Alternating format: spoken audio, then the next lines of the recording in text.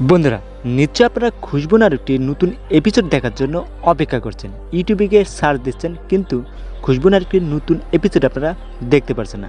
বিশেষ করে খুশবু নাটকটির 167তম এপিসোড আপনারা কোথাও খুঁজে পাচ্ছেন না।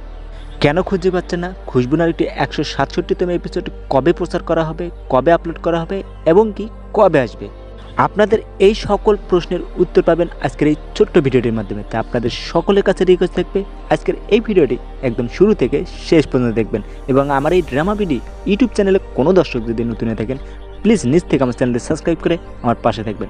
অলরাইট ভিউয়ার্স, এখন আসি আপনাদের মেইন টপিকে। খুশবু নাটকের 167তম এপিসোড কেন আপলোড করা হলো না?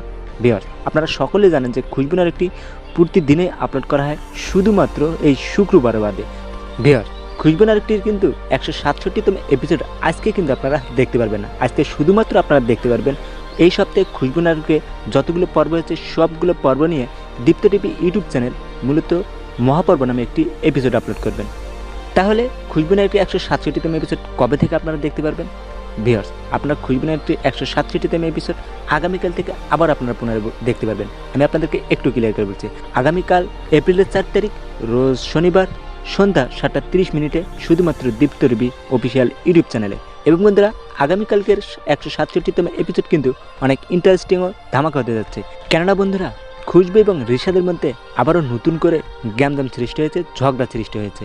দুজনের মধ্যে একটু ভুল বোঝাবুঝি তৈরি হবে, আর সেটা আপনারা দেখতে পারবেন খুশবু নাটকটির আগামীকালকের 167তম এপিসোডে। তাই আপনাদের সকলকে খুশবু নাটকের 167তম এপিসোড দেখার আমন্ত্রণ জানিয়ে আজকের মতো আমি বিদায় নিচ্ছি। আপনারা সকলে ভালো থাকবেন। ইনকিলাব জিন্দাবাদ।